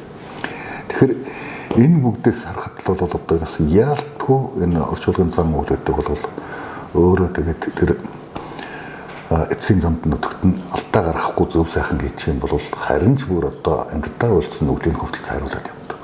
Ийм л хичүүдээ тэгээд дараа төрлийн ортуулж өгнч гэж одоо зам үүдүүд хийж л байна. Тийм сайн төрөл төрүүлэхийн тулд ийм засал хийнэ гэж дом хийж гэн За ламын ёсондоо бол одоо ном судар уншуулж байна тийм ном уншуулна тийм боён гэдэг байна.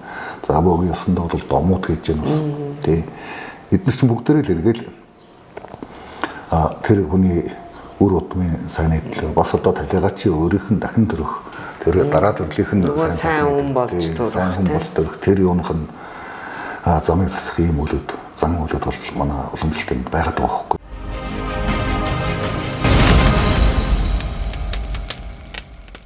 Ер нь тэр оршуулгын зан үйлд хийгдээд байгаа оршуулгын үйл ажиллагаан дээр хийгдээд байгаа энэ нөгөө зан үйлүүд ба шүү дээ.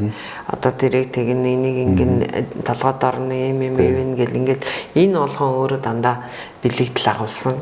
Тэгээд тэр дахин төрөх өөр хүүхдийг нь сайн сайхан явуулахын тохиолдолд хийгдэж байгаа зан үйлүүд гэж ойлгож болох уу?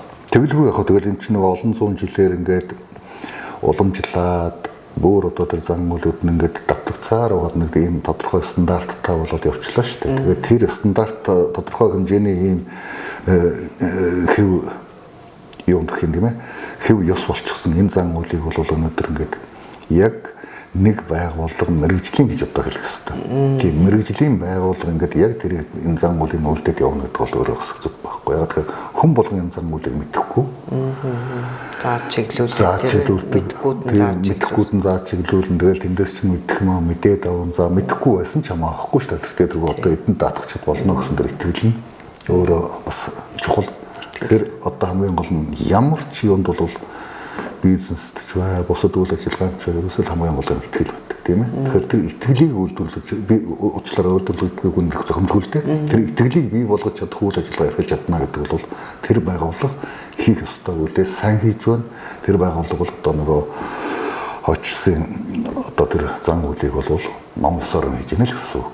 Тэрнээс манай чинь яд вөхөр зуурдаар өнгөрцөн ч байдаг юм уу янз янзын нөхцөл шалтгааны улмаас одоо тэр одоо бурхны шашны юугаар ярил л одоо өөр ч гэсэн ялгаа авахгүй тэнд одоо сүнс соргодогч байдаг юм уу төөрөгч байдаг юм ийм юмуд байдаг тийм ээ. Тэгээд тэр болгоны чинь бас ингээд одоо ном судраа номын хүчээр эсвэл одоо тэр домны хүчээр ингээд засаад залаад явах хэрэгтэй зөв зөвхөн явуулаад ингээд нэг ийм л бусад улс орныхан арах юм бол бусад ард түмэн харуул ойлгомжгүй. Тэгэхдээ яг үүндээ бол хэрэг дээр бол яалтгүй одоо энэ бол хийгдэх ёстой ийм л хийгдэх ёстой гэдэг нь одоо олон зуун жилийн бидний амьдралаар батлагдчихсан нэг ийм манай энэ орчуулгын зан үйл байгаад байгаа. Тийм тэгэхээр энэ чинь нөгөө үйл өөрийн цайруулах мөн үү? Амьттай үлдсэн нүглийн цайруулж байна. Зам мөртөнд тохиолдох саадын одоо гинтийн тэр ямыг нь арилгаж байна тийм ээ. Тэгээд үлдэж байгаа одоо хойчсон удамд нь бас одоо сайнаар нөлөөлөх тэр талаас нь зам үйлээ хийж байгаа. Тэгэхээр бид нар бол юу гэдгийг хоттой холбоотой олон асуудал байдаг л да. Энэ оршуулгын зан үйл дээр одоо зүгжигээ яаж гаргах уу тэгэл одоо чинь нэг явсан мөрөөд яахгүй ч гэдэг юм уу дарахгүй ч гэдэг юм их олон түүхтэй юмуд бий зүгээр. Хуучин бол нүүдлийн байхад бол тэр чинь бас өөр байлаа шүү дээ. Тийм тэгэхээр энийг бол бас зарим юм бид нар орчуулжуулахс болохгүй.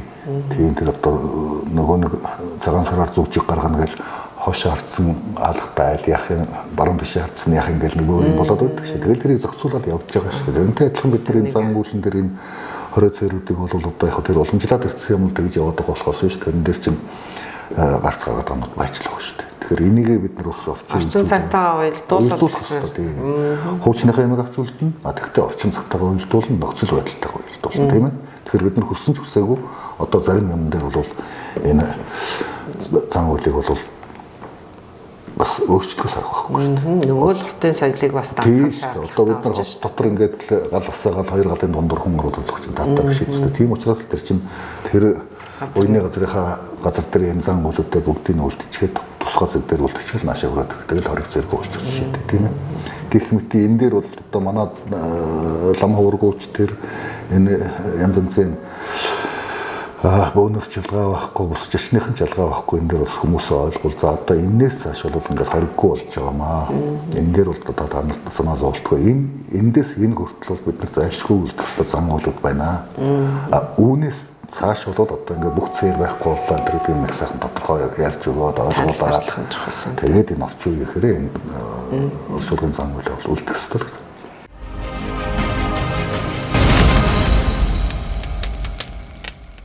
За ингээд өнөөдрийн подкастын маань цаг дүүрж байна. Тэгээд ярилцлагынхаа төгсгөлд та миний асуугааг үйлдсэн одоо энийг л бас нэг хэлчмээр байсан гэсэн юу байна? Тэрийгээ та юу яах вэ? За хоёулаач ер нь нэлээд өргөн сэдвээр ярилцсан баха. Тэгэхээр би шинэ юм хэлэхээс илүүтэйгээр хамгийн чухал гэсэн юм давтаж хэлмээр байна. За. Тэр нь юу гэхээр ерөөсөө би түрүүн нэг өөрийнхөө салбараар мэдээллийн салбараар жишээ аваад нэг ярьсан да. Манай салбарт бол жишээ нь төрийн оролцоо зайлшгүй одоо хэрэгтэй юм байна. Өөрөөр хэлэх юм бол зах зээлийн зарчмаар явхаар энэ маань өөрөөр хэлэх сөрөг үр дагавар авчирдаг, хүч тарамдуулдаг, эдийн засгийн хувьд бол бүгдийг одоо уналтанд оруулдаг нэг юм бол зэрэгцэн одоо чөлөө төрөлтөө гэдэг нэрийн дор одоо маш олон жижиг хөв мэдээллийн хэрэгсэл бий болцоход аль нь ч дэвждэг. Гэтэл Монголын хүн амын тоог авч үзээд тэрэнд одоо ер нь ерөнхийд ингээд харахад бол манад 3 сайн том сонин, 3 том телевиз, 3 том радиоч гэдэг юм уу тийм. Нэг иймэрхүү л байхад болцохоор харагдаад байгаа. Тэгэхээр энэ их олон салбар дээр анзаарагддаг. Нэг юм хийнгүүт л бусдууд нь дагаж хийгээл аль нь ч ашиг болохгүй бүгдээрээ тараад талах болчихдог. Тэгээд тэр нь ерөөсөө ямар ч нэгдсэн зангидсан зохицуулт бодлого байдаггүй. Дур дурандаа нэг ийм нөхцөл бүх салбарт харагддаг. Яг энэ бол энэ оршуулгын үйлчилгээ эрхлэх энэ чиглэлч гэсэн бас байна уу гэж харагдаж байгаа шүү дээ. Тэгэхээр энийг бол одоо бас төр зайлшгүй орж явах хэрэгтэй. Яг л энэ маш чухал юм байдаг байхгүй. Энэ дээр бол төр оролцоод тэр зохицуултуудыг хийгээд дэмжлэгээ өгөөд тэгтээ ерөнхийдөө бол үнэхээр энэ нөгөө хүний амьдрал хийгээд одоо өнөө хийгээд хойдохтой холбоотой асуудал учраас энэ дээр бол хүний сэтгэлийн асуудал, иргэдийн сэтгэл зүрхний асуудал шүү дээ. Тэгэхээр энэ дээр бол тэр яах вэ гэхээр зэрэг үнэхээр хийж чаддгийг дэмжээд хийж чадах боломжтойг юм бодлогоор дэмжээд хоёрын хооронд одоо ингээд хүч тарамдсан нэг тийм оромдсон тийм байгууллагууд бол ерөөсөө зөвшөөрлүүдийн цуцлах хэрэгтэй. Ер нь олон салбарыг тэгмээр тэгжээ жил Монгол өнөдөр өгч шүү дээ. Бүгдээр нэг бичхэн дүүс урахаар нөгөөх нь зэрэгцүүлж барсараа бол бид нэр бүх орлогоо тэгэл хуваагаал хамгийн холтгоол байцгаасан. Тэрний оронд нэг нь том дэлгүүр бариад ашигтай байгаад нөгөө олон хүмүүс чинь өөр чиглэлийн юм хийгээд явсан бол өдөд Монгол бас өөр байх. Тэгэхээр энийг бол юу гэдгийг тэгж нэг зэрэгцэж олуулаад айрдаг юм бол энэ биш ээ. Тэг яг одоо мэрэгшсэн бүр учир утгыг олсон. Тэгээд энийг бол бүр төгс мэддэг болсон. Жинхэнэ утгаар нь үйлчлэгээ хийж чаддаг болсон. Туршлагатай, хүчин чадалтай. Тэгээд ийм байгууллагуудаа төр бодлогоор дэмжээл. Бусдад нь бол заавчлаарай гэдэг үг хэлмээр санагдав. Яхан хамаагүй танаас салбар руу ороод ярьчлаа шүү дээ. Гэхдээ одоо тий өнөөдөр чи хоёлаа нэлээдгүй хугацаанд л энэ оршуулгын зан үйлтэй холбоотой үйлчлэгээтэй холбоотой юм ярьсан юм чи одоо таны өгөнтэй хэлгүй яах вэ?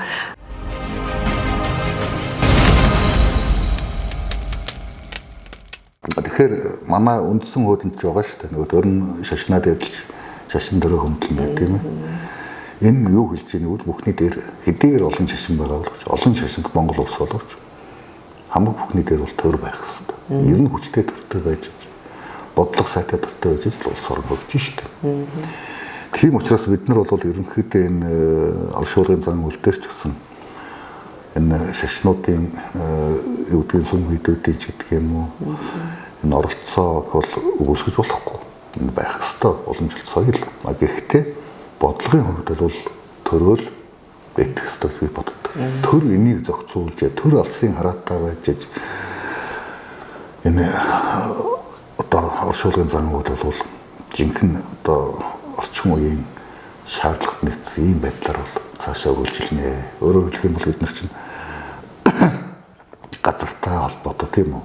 Зан үйлтэй холбоотой, өөр бусад их олон хүчин зүйлтэй холбоотой их олон юмны уулзуур дээр бол оршуулгын зан үйл явагддаг. Тэгэхээр тэн дээр зүгээр нэг энэ зохиц үйлчлэгээ эрхэлдэг байгууллагын эрх мэдэл хүрч байна, хүрхгүй ч байна.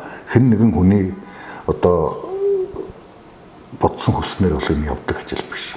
Энэ бол яг төрийн бодлогоор явах хэрэгтэй. Тийм учраас би ерөөсөө төр маань өөрөө зөв бодлого гаргаад тэр бодлогын бүгдээрээ дагаад ингээд яваасай. Зүгээр юуны утгаар харахад бол оршуулгын зан өгүүлж гэдэг юм уу, оршуулгын цогц үйлчилгээ гэдэг утгаараа харахаар зүгээр л нэг тийм ямар нэгэн аж ахуй нэгч ч юм уу нэг тийм байгууллагын эрхлэх ажлын шиг харагдаад байгаа боловч энэний цаана улс орны түүх асар олон юм явдаг байхгүй, уламжлал, соёл, тэгээд одоо орчин үеийн хэрэгцээ тийм үү, орчин үеийн бодлого, байгаль экологи асар олон юм байгаа учраас энийг бол зайлшгүй төрийн нэгдмэл бодлогоор гэхдээ тэр нь урт хугацаанд тууштай үргэлжилдэг ирээдүйг харсан ийм бодлогоор тэнийг зохицуулах хэрэгтэй. За баярлалаа танд. Бидний урилгыг хүлээж аваад тэгээд манай подкастт оролцож чөлөөтэй өөрийнхөө үзэл бодлыг солилцож тийм ээ. Хооччод болоод одоо энэ тэр буйны үйл ажиллагаа эрхэлдэг байгууллагуудын одоо ажилчдад хүртэл одоо сонсовчтой анхааруулжтай юм олон талын өргөн мэдээлэл олгосон танд баярлалаа.